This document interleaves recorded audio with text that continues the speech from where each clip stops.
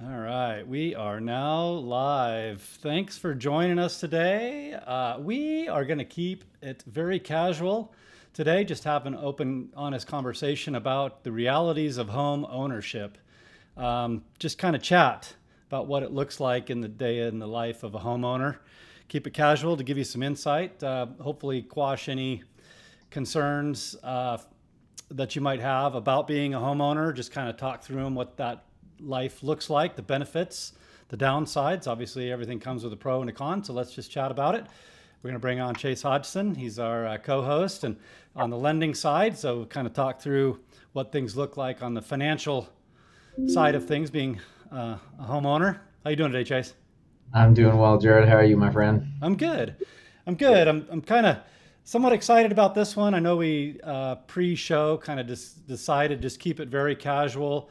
I know I have had recent clients that I just kind of want to give a heartfelt conversation about where they're at, what they're feeling in regards to, getting in a home, what that looks like, and if this episode can help people out in the future with that, I hope that's what we accomplish today.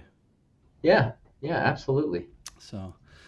Well, cool. Let's cover a couple of real quick housekeeping items. Again, making it easier for home ownership, and then we can get into the meat here. But for those of you that I haven't met, my name is Jerod Lee. I'm the associate broker and team lead here at My Home Connection, also known as MHC Realty.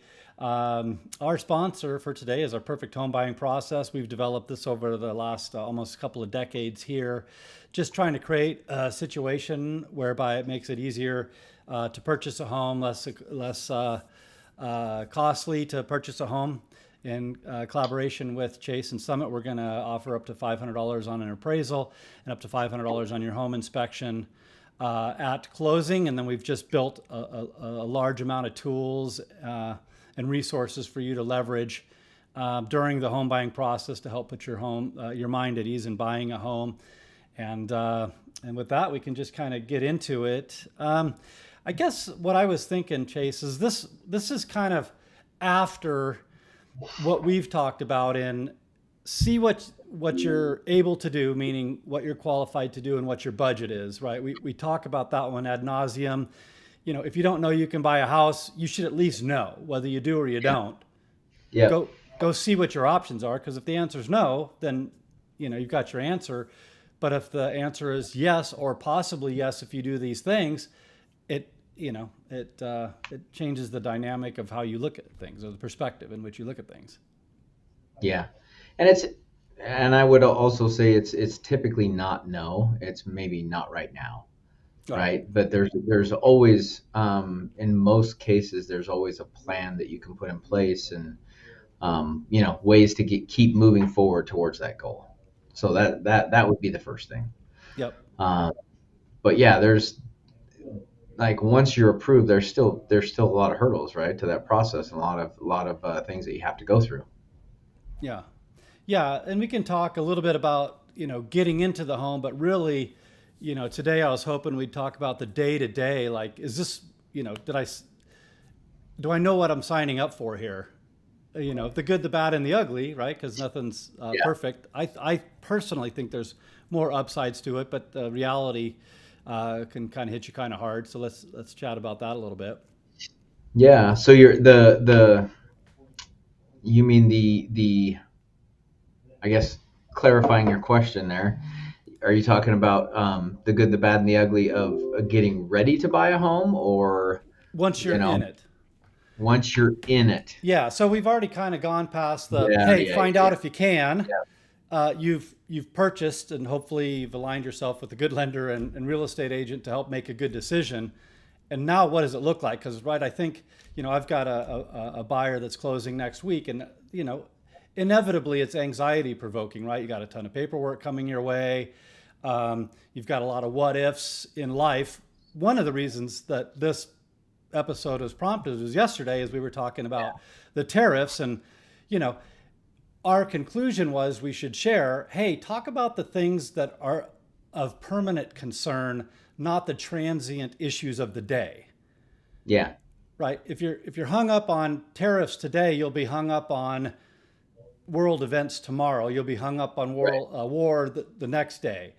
there's always going to be something to be hung up on, but let's chat a little bit about the things that you should think about that are always going to be there. Yeah, for sure. First of all, I would like to say, because this is one of the like as far as after closing, some of the a lot of my initial communication with clients at right after closing is, what is this? Do I need to do this? And that is referring to all of the garbage mail and the scams and everything else that's out there in the world, right? So, unfortunately, in my industry, uh, so it's illegal for me to sell or to give out or anything your information, the same as it is for Jerod, your realtor, right? That stuff we can't do. However, when we pull credit, the three bureaus are actually allowed to sell that information, and they do. Strange, huh? Yeah, I know, right? Like it's illegal for everybody else, but these guys. So, and that is it. We're at the biggest heights that we've ever seen Mm-hmm. of people calling during the transaction and after the transaction, and most of the communication in the mail and everything that you get is trying to sell you something, and they really make it look like it's coming from your lender these days. Yeah. In the fine print somewhere it has to say that it's not, but I'm telling you, there's a lot of it is confusing now, and so that's the biggest thing is just understanding that our relationship is not over once you close. I'm still there to ask all those questions, to give you answers, to help guide you through, those initial steps, because there's just so much fraud out there that you really have to be careful these days. You even got a call from me when I purchased this house asking, is this from Summit? Because this looks like it's from Summit. And you're like, nope. So Yeah, let's they're very legit. good is the point. So yeah, you're going to Yeah, get that initial barrage of what about this? Did you do that? You should do this. But just reach out to us and we'll, yeah, talk through what's real and what's not. yeah. And the other thing that comes right after closing is payment, right? So, you have a grace period, right? So we collect taxes and insurance at closing to fund those escrow accounts and to pay your first year. And then and then we also collect a thing called days of interest, right? Because if you close on April 1st, you technically don't have a payment until June 1st. And so we collect the interest for that period, but you don't have a payment due until June 1st. So understanding, okay, I've got this much time. You basically have a month. If you close in the beginning of a month, then you have almost 2 months, right? Hmm. But if you close at the end of the month, you still have that grace month before your payments due and before they get your account set up. I think that's a super important one to note. And I'm sure there's other reasons behind it, but from a realtor side of things, I talk about it with my clients as if it's beneficial to help them make the transition. If I'm renting a house and I pay, let's say May 1st is when my rent is due, Mhm. um, then to have, or then let me go back up. Let me go April 1st. I could potentially, buy a house. I don't want my mortgage and my rent due at the beginning of April. Yeah. But if I close April 1st or 2nd, anytime within the month of April, my first mortgage payment isn't going to be May, it's going to be June, Yeah. right? So you can make your April rent payment and then, close, make the transition, get the utilities and all the costs associated to that, and have a little bit of a reprieve. Now, I always tell people to confirm with their lender, but have you ever seen a case where that's not the situation? There are certain loans where that when it closes, that starts non-QM stuff. But any qualified mortgage, anything conventional, FHA, US, you always have that period. Okay, so I'm advising them correctly to, hey, confirm this because that's the last thing I Right. want is go, wait a minute, you told me. And then going along with that, I always like to let people know too. I mean, we all get paid at different times, right? Your payment's going to come out and it's due on the 1st. You have a grace period of 15 days, right? So the 15th is when after the 15th, you get a late fee, right? So as long as you pay it before the 15th and they receive it and log it, then you won't have that late fee. Now, if you have a late fee, that does not hit your credit. Okay, you don't have a what they call a mortgage late until 30 days. So you never want to let a mortgage get 30 days past due. Yeah, but you are going to receive a late A payment late fee. Yeah, charge. sure, and it's basically just a late service fee, Yeah. right? At 15 days. Yeah. And so that goes towards your sellers, right? So if you're selling a home and you're closing, say, on the 22nd, do they make that month's payment? My advice is always no, because a $50 or $100 late fee is means you're not making a $15 or $2,000 payment, Right. $1,500 or $2,000 payment, right? Yeah. And it doesn't affect your credit, and it just so that's it. There's some time periods in there that that we can play with during the transaction, and it's always good to know after, right? Like we don't, we always want to pay everything on time. We don't want late fees, but we also don't want you freaking out if you get paid, you don't get paid, and have that money on the first, or have enough built up, right? You have until the 15th before you get a late fee. Yeah, and I think this is important because we're talking about logistics or specifics here, but really it's a mindset shift, right? First of all, congratulations, you own a home, and now you're going to have to start thinking like a homeowner, and that feels or can feel significantly different. Right. Before I felt confident because I could talk to my landlord, and if I couldn't make my payment by the 5th, because I think that's usually when your rents are late, and then hopefully they're nice, and I got this relationship going on, or whatever. But the reality is you still have a lease, you still have issues with breaking a lease, just like not making a mortgage payment. You're going to have lates like that, late payments. You're going to have issues of, hey, if you don't make your mortgage payment like your rent payment, you're going to get kicked out of the house. So it's all the same thing. And one mindset that I want to get to issue is that I find some people, they're like, oh, this mortgage seems way more burdensome than my rent. And it feels like a heavier weight, but in reality, I don't know that logistically it really matters much. Obviously, who you're paying to and the timelines may differ, but the reality is the same. If you don't, if you're not current, you get charged, and if you continue not to make it, you get evicted. It's now there's some deeper financial responsibilities, right? If you were to get foreclosed on or lose your property or whatever, but the gain is greater, right? Like it's like that working out thing, right? If you want to build muscle or grow, there's a little bit of pain involved. Yeah. And so the gain that you have in owning is so much greater, and that's when the returns are greater, it's almost all the time that the risk is higher, right? Yeah, well, let's talk about those two in contrast, right? If you decide that you want to be a renter for years, and you can't make your rental payment, the most you're on the hook for is probably the remainder of your lease and some fees and charges. Where on a mortgage, you could, if you default, that'll be on your credit, and that could follow you around for much longer.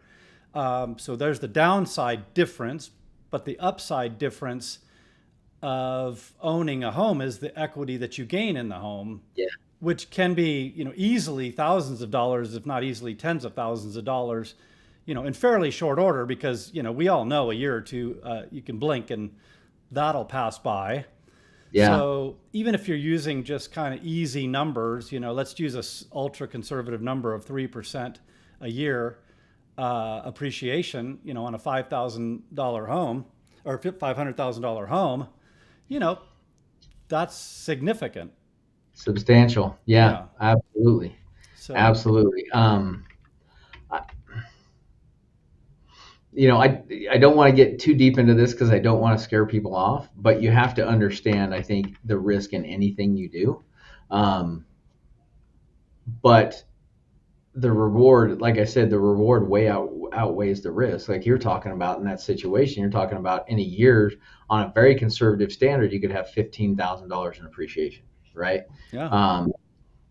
there's not a lot of places you can get that kind of return without even more risk, right? If you were to put it in the stock market or Bitcoin or whatever, the volatility there is much greater than what the history of real estate has ever shown us. Yeah. Yeah. Well, I mean, this is a good point because I think this is also the fear of, okay, what am I getting myself into is in the lender world, and I don't want to speak for you, correct me if I'm wrong on any of this. This is, my perception, understanding is, certainly post 08, 09, mortgage meltdown years, if a lender's authorizing you to buy a home, there's a high degree of confidence you can afford the home. Yeah. So to question whether you can buy or not, the lenders kind of answered it for you. They make sure you got good work history. They make sure your income is stable. They're making, your bank statements are showing, like you've already showed them you can do it. So, take that as confidence you're going to be able to do it. Yeah, and I'm the couple different pieces to that. So yes, we have after '08 there are way more qualifications, right? Credit score, income, debt to income. We look at all your we look at all the liabilities that show up on the credit report. Now, I will say that in some instances, like if you're up against your debt to income ratio and we haven't calculated car insurance or electricity or trash or whatever, there is, and this is something that I always advise on because the majority of the time I can qualify you for a higher payment than you are comfortable making. Mm-hmm.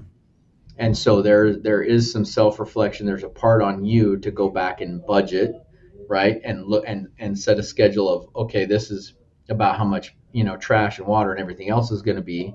And so there you do have some self-onus to make sure that, the ancillary stuff that we're not looking at in the mortgage world is still being taken care of and you're not strapped too much. Mm-hmm. Like that's part, that's part of a conversation that I have with every borrower because I'm very cognizant of that. Like if I can get people in a home, I want to make sure that I can do everything I possibly can to help them keep it. Yeah, that's a good point that leads to yet another mindset issue that I want to bring to light, and that is, the level of responsibility. And we already kind of alluded to it. If I'm a renter and I get the bright idea to go buy some toys, a nice new car, a side by side, a boat, whatever. And I just make some bad financial decisions for a while. My worst case is, I make my landlord mad. I'm on the hook for the lease. And now I got to go lick my wounds and get my financial, life in order again. Versus now, if I did that and I'm a homeowner, yes, you have some other things that can help you. I can get a roommate or two, to help bring in the income. I can but let's assume I just really made some bad decisions and now this thing's following me around for a while. Those big mistakes can follow you for longer. So take that into, consideration. But also there's the idea of the lack of volatility of being a renter. And that is, before when your lease came up, if you weren't considering, hey, my rent can go up, a lot, hundreds of dollars in some cases. Am I ready for that? Being a homeowner, you're thinking about your taxes, or you're thinking about maybe your HOA dues, or your insurance, which typically don't go up nearly as much as what a landlord could opt to raise. So less volatility there. Right. And you look at what we've seen, in recent history, man, there have been some very dramatic, rent increases over the past 4 or 5 years here in our valley, in our area. In a lot of areas around the country. So, that's definitely something you absolutely should consider. For me, it's just hard to get past the long-term wealth building aspect of owning real estate. And I would say I work with a lot of investors, and the way an investor approaches is depending on your portfolio. If you have one house or you have 10, right? You have an account set aside for repairs and for maintenance and everything, right? And so your rents go in there until it builds up that reserve account so that you have funds to make repairs before it goes into income. And I would say that the vast majority of the time I'm counseling my borrowers in the same manner, right? extra money goes into an account, right? A savings account to make sure if you have, 3 months of savings, and a good way to that I like to refer to it is your oh, now the word just left my head. For Anyway, savings. your basic needs, right? Your Oh, reserve account is your only the things that you have to pay each month.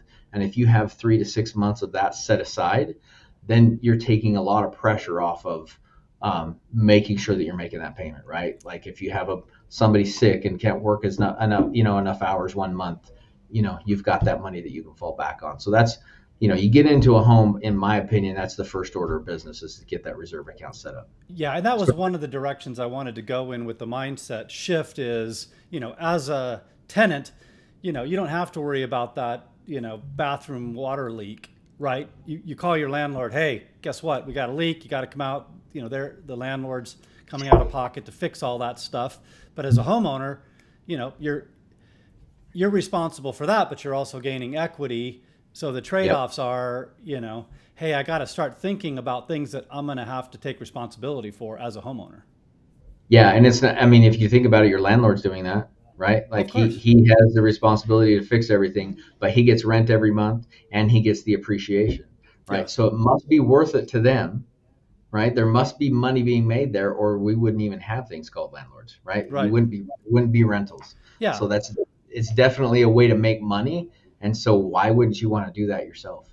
Yeah. Well, let's use the numbers that you just used a minute ago. Let's say you're renting from a landlord in a year and he's getting 3% appreciation on a $500,000 home. There's no way that well, I don't know. It probably isn't going to cost that landlord $15,000 to maintain that house that year.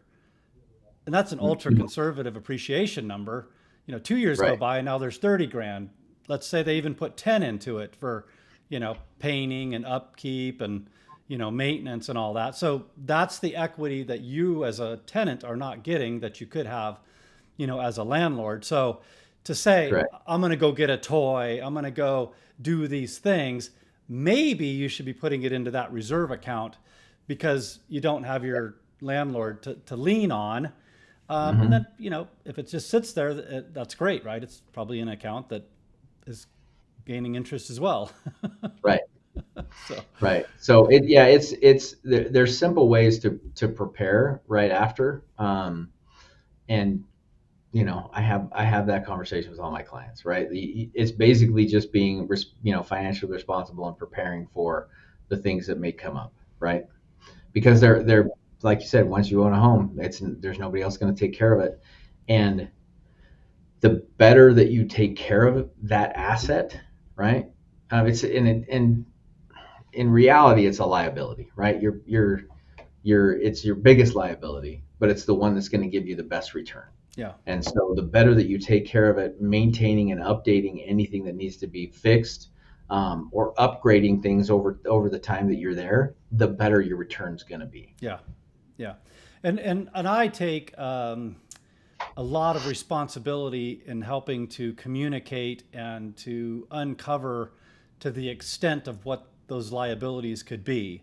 For example, I'm working with a client that's buying a mid-century home.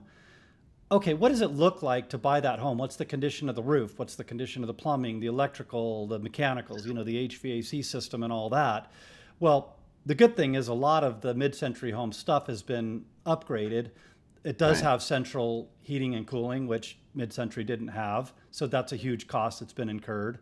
The electrical was all upgraded.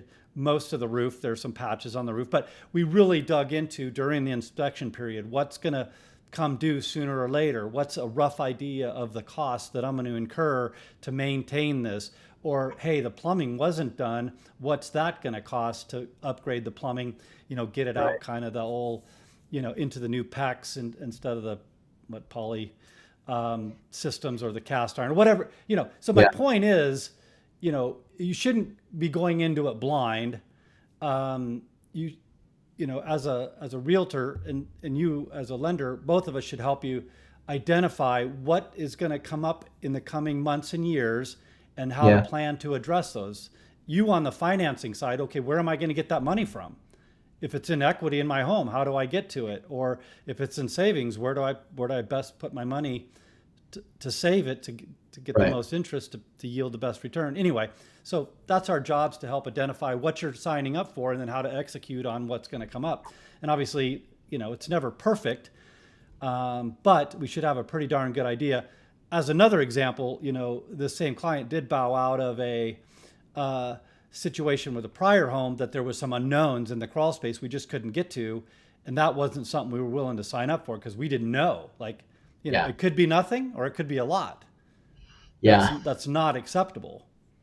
So No, you anyway, have to weigh the risk. You have to weigh the risk for sure. And it's going to vary, right? Like, how much money you need and how soon for these repairs is going to vary based on what you're buying. Like a brand new construction home, it's got a 1 year warranty from the builder, mandatory in the state of Idaho. And so, immediately there's not going to be a lot of necessity. But like you're talking about mid-century or something that's been lived in, you have to really dial in and see, is it freshly remodeled? What did they do?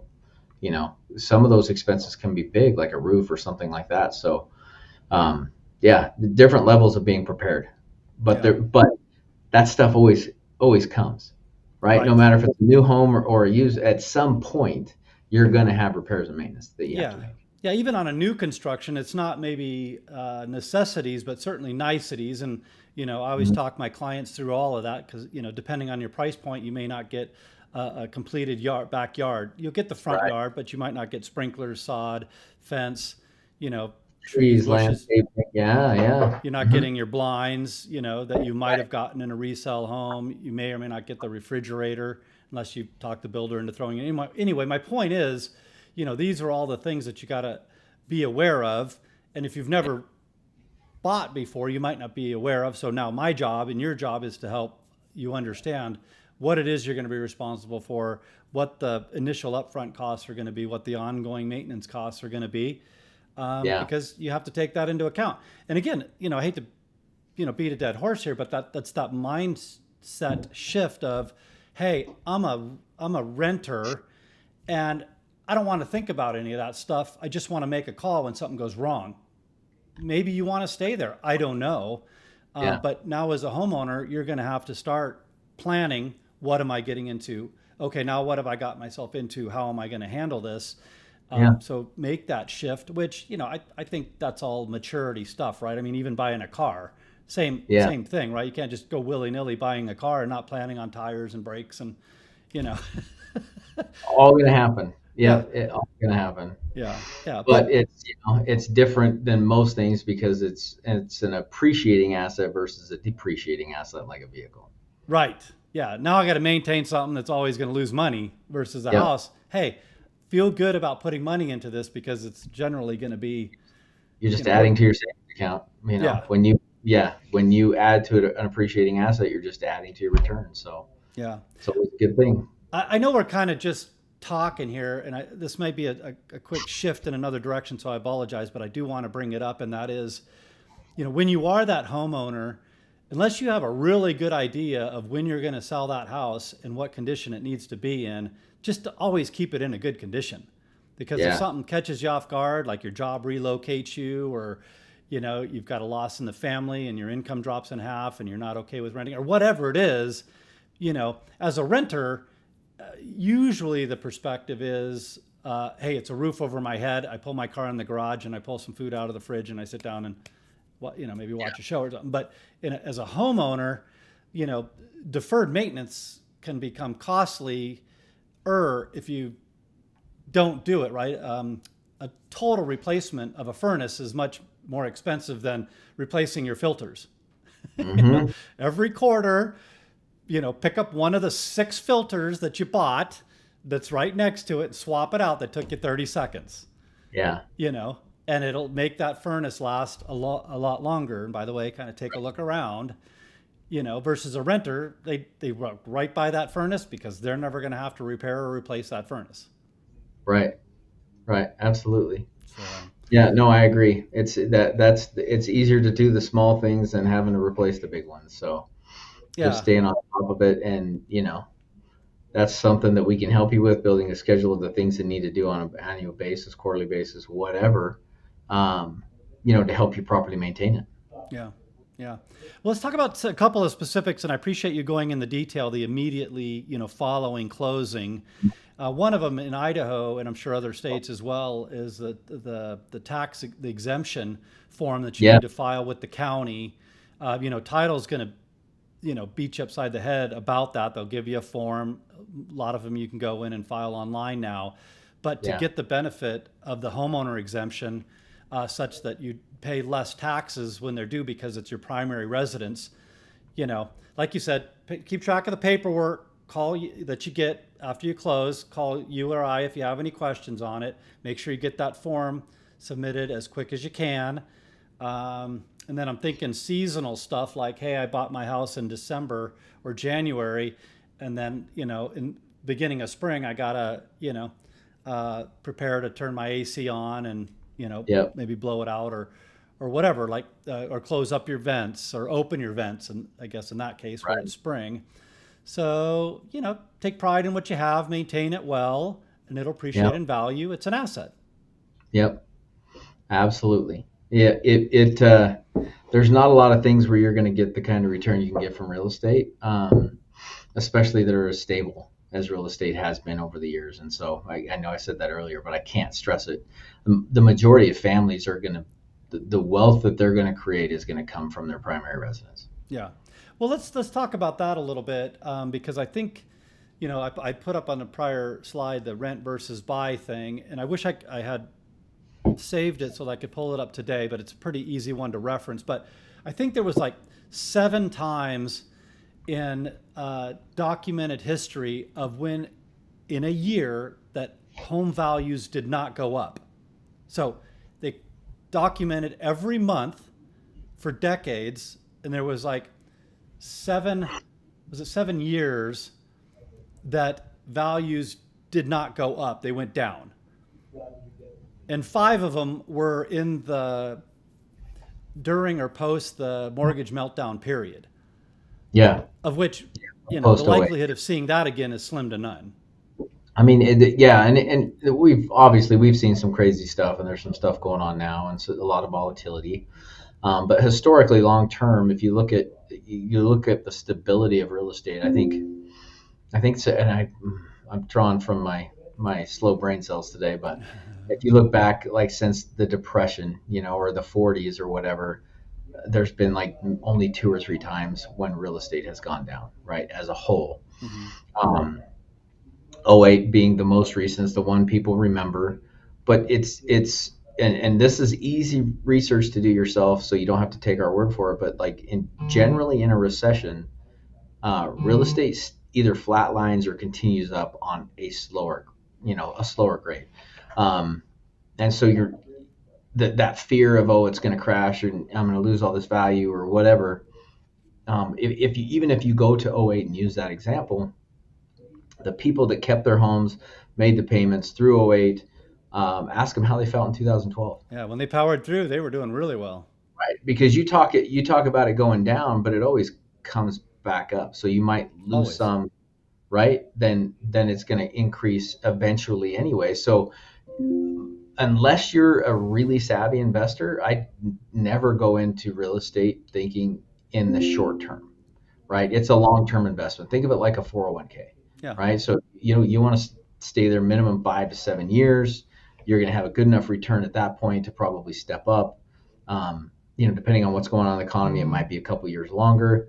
But even after '08, it was a fairly short time before people started making money on real estate again. Yeah. Like it Relatively was speaking, if you look in hindsight, it's like, oh, okay, that was rough, but I got right. through it. And if, by the Yep. way, if I kept my home, I was It was well rewarded for it.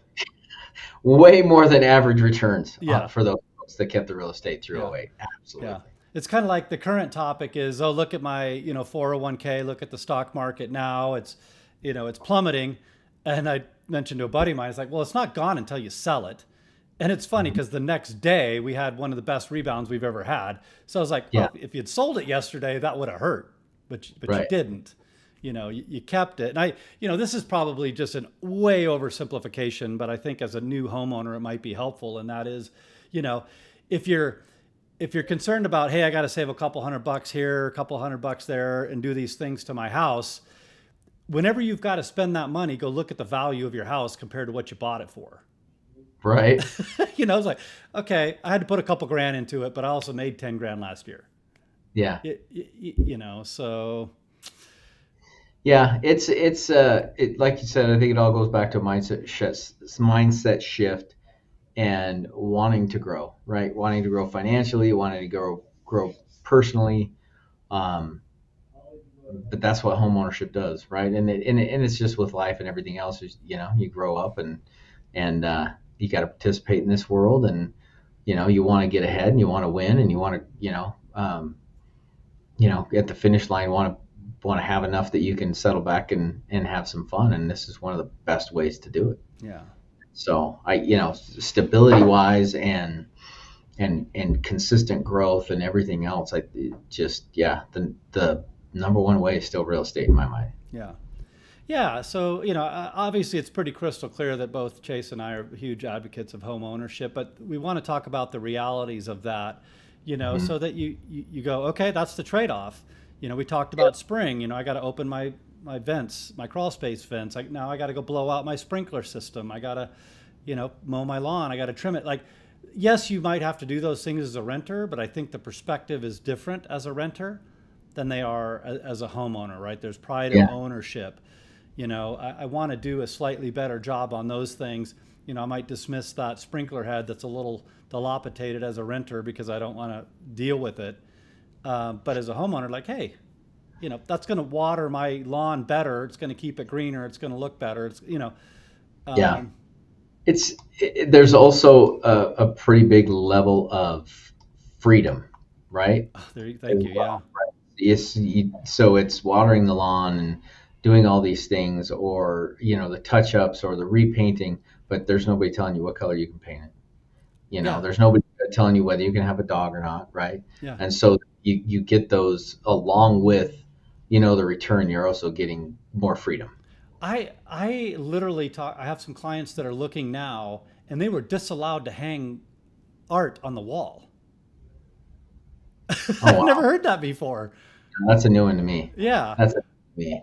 Yeah, and Wow. I don't know the specifics on it. I don't know, hey, you can do it, but if it's not put back to the way that it was when you got it, we're going to charge you. I don't know.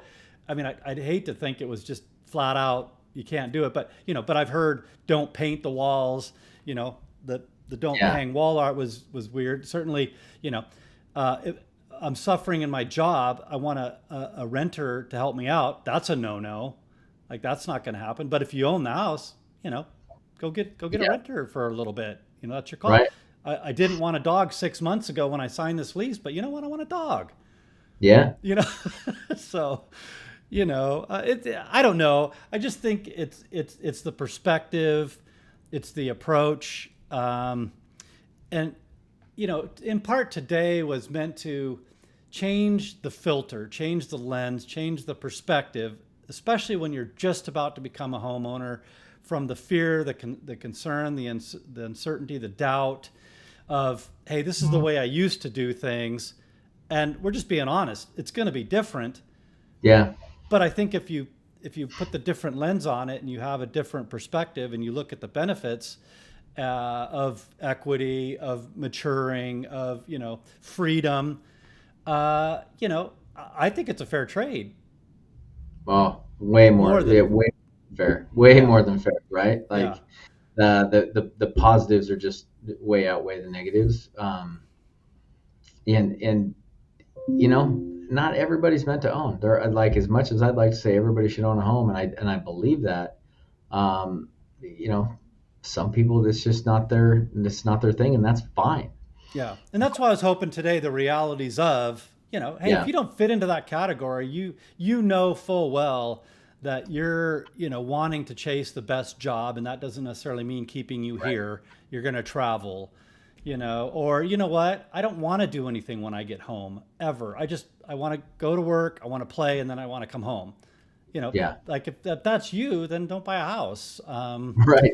But also, don't plan on gaining the equity that a homeowner is going to have. You know, I mean, those are the trade-offs. So that's the reality I wanted to talk about. That's the Yeah. filter or the lens shift that I wanted to communicate today. That, you know, yes, things will be different, but they're not drastically different. You're still not getting away from making your mortgage or your rent payment. You know, you still got to address things, but you know, just have a different approach to it That's right. and take advantage of the benefits. Anyway, I don't know. Absolutely. Is there anything else you can think of that, I know, as a homeowner, you're just like, you need to know this? There's a lot of, I mean, there's detail and everything. You could really get granular that I don't think it's necessary, like, because it's really just about responsibility and staying on top of things and maintaining your asset, right? Just keeping things in good faith or in good shape and changing your mindset a little bit and understanding, in 5 years, what kind of return you can get on that. Yeah. Yeah, absolutely. So the one thing I would, well, I don't know, this is probably harping on a little bit, but I have seen some people not looking at this realities very well or treating it very seriously. You know, like the proverbial, you know, hey, I've got equity, I go get a HELOC, home equity line of credit, and now I use it as a piggy bank, and now I'm playing. You know, if you can't have that kind of discipline, then that's probably a big concern and a reason not, you know, to buy a home. That always kind of hurts my heart when I see, you know, I don't see it very often, but every once in a while I'm like, oh man, why'd they do that? More times than not, it's our spending habits that get us into trouble with our mortgage, right? Yeah. Which is It's interesting because it's not like your habits changed. It's just what you had access to. Like when you were renting, you didn't have an equity, you know, a home to get Yeah, equity from, so you didn't go pull from it.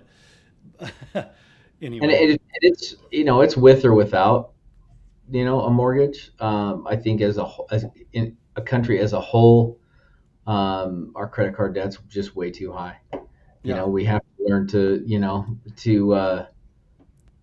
we can't just satisfy every whim when it comes up. I think I'm almost positive. I think the number is like $1.21 trillion in yeah. credit card debt in this country Ouch, right now. ouch. So Yeah, with or without a HELOC, if you don't manage your spending, you can get yourself in trouble. And more times than not, that's what I see. yeah, Right? Too many toys, all of that stuff, uh, and they don't care. They'll take your house if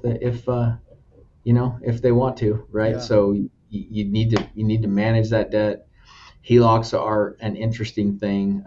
In the last year or so, there's a product out called a fixed second that you can do as well, and they have their place and they can be great tools, depending on what you're using them for. But it is not a yeah, it's not that's not a way to just burn through the equity in your home, yeah, right? yeah, And if you get to a point where you do need to use that to pay off some debt, right, then pay that debt off and now focus on paying that back, and don't continue to run up other debt yeah. along with it. Yeah, you know, and that's a good point. You're going to get offers for more debt being a homeowner, right? Like, Hmm. oh, great. Now I can lean on your home. I can do all kinds of things. Um, but I would say if for some reason you find yourself in kind of a financial, you know, tough position, just immediately reach out to you to say, hey, what are my options here? Because depending on, you know, where you got some of this money to go play with, or how you prioritize repaying creditors, you know, you want to Yeah. get that figured out right away, right? You know, Yep. losing a credit card isn't nearly as painful as losing a house. So, Exactly right. so anyway, you know, I hope that we went through a little bit of a logical progression of a conversation, of a topic here, because this was just kind of a, you know, unstructured one. But I hope everybody understands the differences of mainly mindset from a renter to a homeowner, what home ownership's going to look like, things to expect. You know, again, the realities of being a homeowner, the good, the bad, and the ugly. Hope we accomplished Hmm. that. Yep. So Yeah. No, it's a great conversation. I yeah, actually enjoyed the than non-structure as it would be. Yeah, well, very good. Same. I did too. And I appreciate you jumping on as always, Chase. And we look forward to future episodes and just educating people on what it looks like to be a homeowner. Yeah, sounds good. Thanks for having me again. Yep, absolutely, Chase. Take care. Everybody, have a blessed one.